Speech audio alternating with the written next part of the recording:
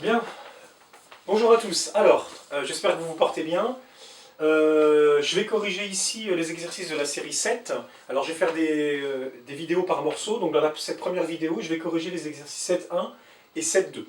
Donc, commençons par l'exercice 7.1. Donc, dans l'exercice 7.1, on vous donne une matrice A de dimension 2 par 3. D'accord. Donc, il y a 2 lignes et 3 colonnes. Et c'est bien qu'elle ne soit pas carrée. On va voir les subtilités dans cet exercice entre l'image de A et le noyau de A. D'accord. Alors, et vous me poserez les questions que vous voudrez après. Donc, je vais donner des... les corrections seront succinctes. Hein. Je vais beaucoup parler, je vais peu écrire, juste mettre des traces de rédaction. Mais la rédaction propre, vous la ferez tout seul. Hein. Donc, ici, on vous demande, sans calcul, donc sans faire aucun calcul, de déterminer une base, la dimension et les équations de im de A. Donc, on observe que A, ici, est une matrice échelonnée déjà, avec un seul pivot. D'accord. Et on se rappelle que im de A, sa dimension, c'est le nombre de pivots d'une matrice échelonnée de A. Donc ici, la dimension de A, la dimension pardon, de im de A, ou bien le rang de A de la matrice, hein, c'est la même chose, c'est par définition la même chose, donc c'est 1. Donc ça veut dire que on peut se contenter de prendre comme base de im de A, d'accord, ben, on peut se contenter de prendre le premier vecteur 1, 0, d'accord. Et donc, im de A, rappelez-vous, c'est un sous-espace vectoriel de Rn, donc là de R2, ce qui correspond bien, on a un vecteur à deux composantes. D'accord. Donc, im de A, en d'autres termes, qu'est-ce que c'est? Ben, c'est simplement vect de 1, 0. Voilà. D'accord. Ce qui veut dire que, comme c'est vect de 1, 0, et là on est dans R2, donc on peut schématiser les choses, donc là je suis dans R2, vect de 1, 0, qu'est-ce que c'est? C'est cette droite-là, donc le vecteur 1, 0, il est là, d'accord? Donc vect de 1, 0, c'est la droite d'équation y égale à 0. Alors justement, on vous demande les équations de im de A, je vais faire comme si je n'avais pas le dessin, mais je vais retrouver y égale à 0. Donc je vous rappelle que pour faire les équations, vous prenez une base de im de A, d'accord? S'il y avait plusieurs vecteurs, je les aurais mis côte à côte, d'accord? Pour former une matrice, et je vais chercher la matrice échelonnée, mais à côté de cette matrice, je vais mettre xy. D'accord. Donc ça, on l'a vu dans le chapitre précédent. C'était dans la fin du chapitre 6. Donc ici, on arrive, on essaie d'obtenir une matrice échelonnée pour la partie gauche, mais c'est déjà échelonné. D'accord. Et donc, pour trouver l'équation, ben là, il n'y en a qu'une, ben on regarde simplement la partie où vous avez que des zéros ici, et donc ça on l'avait expliqué, hein. Et donc, les équations de im de A, donc il n'y en a qu'une, c'est l'équation de im de A, c'est y égale à 0. D'accord. Sous-entendu, le x, il fait tout ce qu'il veut. Ok. Donc tout ça, c'était trivial, on le voyait déjà, en fait. Il fallait que le y soit égal à 0, et le x, il fait ce qu'il veut, puisque vous êtes dans vect de 1, 0. Donc 3, 0, 4, 0, 5, 0, 6, 0, moins 10, 0, si vous en avez envie, appartient à im de A. Bien, donc voilà pour la première question. Donc pour la deuxième question, alors on vous demande une base et la dimension de ker de A, et que vaut dim de A plus ker de A. Bon, on sait déjà d'après le théorème du rang que dim de A plus ker de A doit valoir 3, puisque A a 3 colonnes. Mais là on fait comme si on ne le savait pas, on va le redécouvrir. D'accord. Donc la dimension de ker de A, on sait déjà que c'est forcément 2 qu'il faut qu'on trouve. Donc on vous demande une base de ker de A, donc pour trouver ker de A, donc on va chercher ker de A. D'accord. Donc pour chercher ker de A, qu'est-ce que vous faites?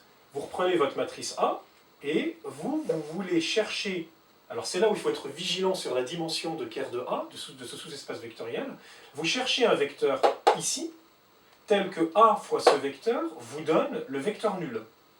Ok. Mais regardons bien la dimension de A. A, c'est une matrice à 3 colonnes. Donc là, si je veux multiplier par une colonne, il faut que ce soit une matrice, enfin une colonne, à 3 lignes. D'accord. Donc là, il faut que je mette x, y, z. Donc moi, je suis en train de chercher les vecteurs de R3, d'accord, hein, pour bien qu'il y ait une compatibilité au niveau de la dimension. Donc je cherche un vecteur de R3, les vecteurs de R3, tels que A fois ce vecteur est égal au vecteur nul. Et quand on leur a trouvé ces vecteurs-là, vous voyez, ker de A, le noyau de A, c'est un sous-espace vectoriel de R3, d'accord, puisqu'il y a 3 composantes dans ces vecteurs-là. Ok, donc le noyau de A est un sous-espace vectoriel de R3, tandis que l'image de A était un sous-espace vectoriel de R2. Donc ça veut dire que le noyau et l'image d'une matrice ne sont pas du tout compatibles. On ne peut pas en faire l'intersection ou l'union parce qu'on n'est même pas dans le même Rn. On est dans Rn et Rp avec N et P différents ici. Le seul cas où on pourra comparer une image et un noyau, ben, ce sera quand n sera égal à p, c'est-à-dire quand votre matrice sera carrée, ce qui sera l'objet des autres exercices. Alors, donc ici, je résous ce système-là qui est enfantin en fait. Hein.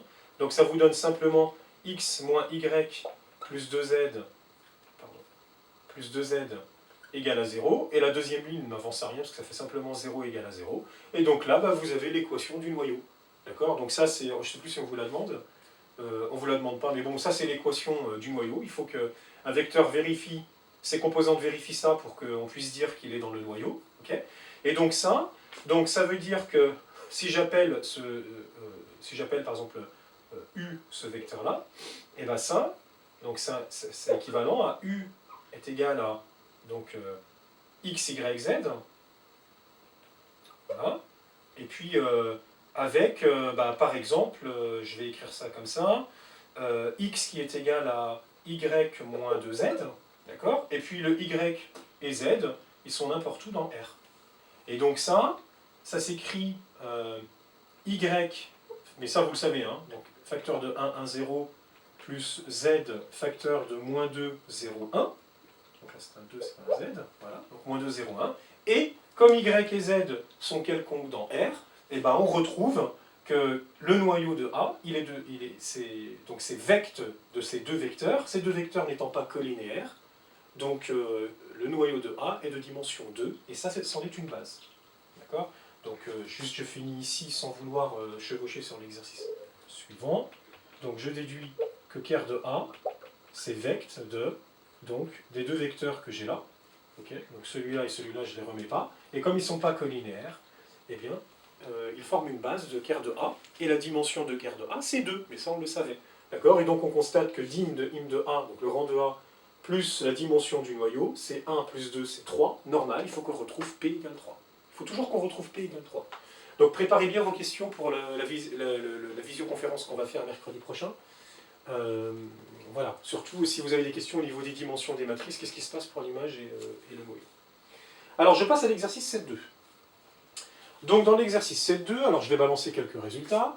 Donc premièrement, on vous demande de calculer A carré, d'accord, et on doit trouver A carré égale A. Donc vous devez trouver A carré égale A. Donc ensuite, on vous demande d'en déduire sans déterminer l'image, que im de A c'est l'ensemble qu'on vous donne là. Donc je vous rappelle ce que c'est que im de A. Hein.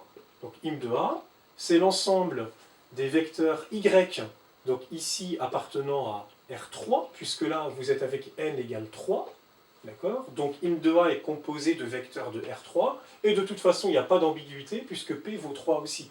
Donc vous pouvez vous tromper en mettant R3 en pensant à P, de toute façon il n'y a que R3 possible ici.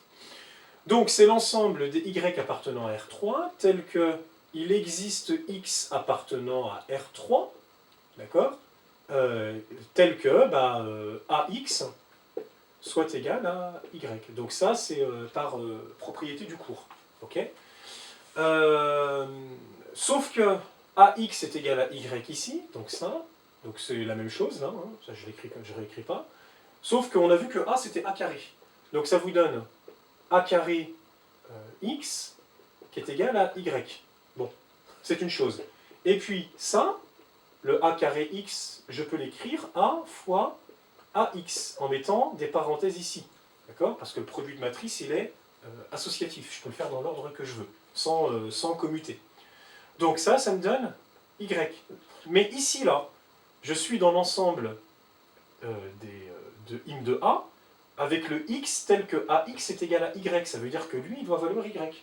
C'est-à-dire que lui, il vaut Y, là, en fait. Et donc, du coup, je me retrouve avec l'ensemble qui est là, tel que A Y est égal à Y. Voilà.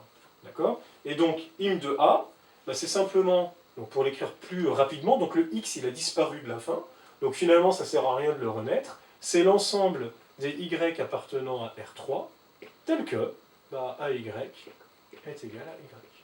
Voilà. Donc ça, c'est im de A. Donc c'est un peu particulier, et c'est dû au fait que A carré vaut A. Alors, ensuite, qu'est-ce qu'on vous demande? Donc on vous dit, quelle remarque peut-on faire sur les deux premières colonnes de A? Les deux premières colonnes de A, alors je vais effacer un petit peu mon tableau. Alors donc, voilà, donc on remarque que, alors j'ai appelé les colonnes C1, C2, C3 en faisant abstraction du 1,5. Si on entre le 1,5, c'est pareil. Donc on s'aperçoit que C1 plus C2, ça fait le vecteur nul. Donc voilà quelle remarque peut-on faire sur les deux premières colonnes de A. On peut dire aussi que C1 et C2 sont collinéaires, d'accord, donc en vertu de cette relation. Voilà. Ensuite, qu'est-ce qu'on nous demande? Donc en déduire sans calcul, bah, une base de im de A et la dimension et le rang de A, donc la dimension de im de A. Donc on sort donc ça. On avait dit, bah, si vous avez deux vecteurs collinéaires ici, d'accord, bah, vous pouvez en enlever un dans la famille, d'accord. C'est-à-dire que im de A, alors je vais bien le rédiger.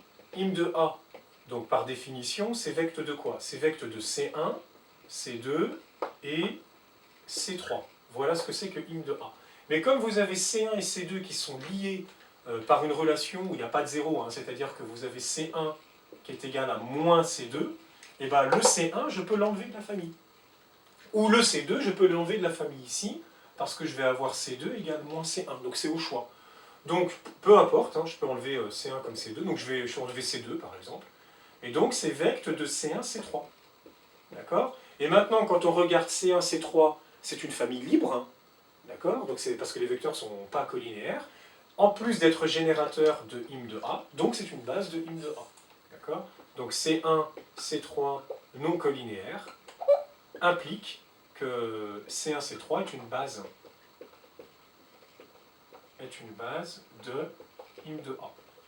Voilà. Et donc la dimension de im de A, ou la dimension pardon, de im de A, ou bien le rang de A, donc c'est 2. Voilà.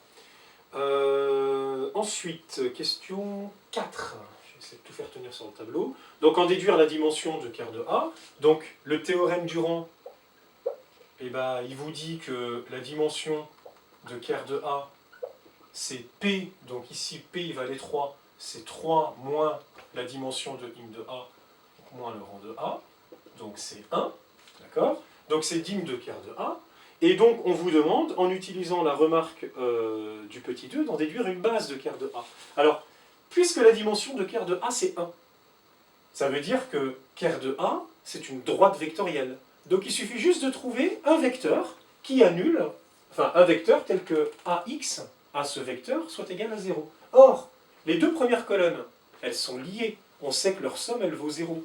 Donc si leur somme, elle vaut 0, ça veut dire que si la matrice A, je la multiplie par le vecteur 1, 1, 0, là, je vais faire quoi pour avoir le résultat de ça? Je vais faire la première colonne de A plus la deuxième colonne de A, plus 0 fois la troisième colonne de A. Mais comme la première plus la deuxième colonne de A, ça fait 0, d'accord? Et bien ça fait le vecteur nul. Et donc, vous avez attrapé un vecteur qui appartient à ker de A, au noyau de A. Et comme la dimension, c'est 1, et ben on en déduit tout de suite, donc, que ker de A, c'est simplement vecte de 1, 1, 0. Voilà. Donc, c'est une droite vectorielle. Alors, ensuite, montrer que la réunion de ces deux bases est une base de R3. Donc ça, c'est pas très difficile. Alors, je vais juste... je vais le faire là. Je crois que j'ai le temps. Je vais déjà à la place. Ok. Donc, on réunit les deux bases. Donc, les deux bases de ker de A et de im de A. D'accord? Donc, c'était là. Hop, pardon. Voilà. Donc, je réunis les deux bases. Donc, j'en fais... j'ai réuni sous forme de matrice, ça peu importe. C'est juste une question de visibilité. Donc, on a dit, je vais prendre 1, moins 1, 0. 1, 1, 2. Donc, ça, c'est pour im de A. C'est C1 et C3. D'accord? Et puis, pour le noyau, je prends 1, 1 et 0. D'accord? Alors, si vous voulez, alors je ne sais plus ce qu'on vous demande, une base. Donc vous voulez montrer que ces trois vecteurs forment une base de R3. Alors vous avez plusieurs façons de faire. Peut-être qu'une façon rapide, c'est de trouver une matrice échelonnée à cette matrice-là. Donc là, pareil aussi, je fais ça sous forme de brouillon. Hein. D'accord? Donc pour avoir une échelonnée, donc hop, donc je vais laisser la première ligne, je fais la somme, enfin je fais L2 prend L2 plus L1. Donc hop. Ici, je laisse tranquille L3. Et je recommence, donc je vais avoir un 1, donc là je vais laisser 0, 2, 2. Et ici je fais L3 prend L3 moins L2, donc je vais avoir 0, 0, moins 2. Donc on se retrouve avec une matrice échelonnée dont le déterminant est non nul, par exemple, on peut le voir comme ça, puisque le produit des éléments diagonaux est non nul. Okay, donc ça veut bien dire que votre famille, elle est libre, mais vous êtes formé d'une famille de 3 vecteurs dans R3, donc c'est une base de R3. D'accord? Ou alors, il y a 3 pivots, d'accord, pour 3 lignes, donc vous êtes une famille libre, et vous êtes donc une base de R3, même raisonnement. D'accord? Donc ces 3 vecteurs-là, donc la réunion de im de A et de ker de A forme une base de R3. Voilà donc pour les exercices 7.1 et 7.2.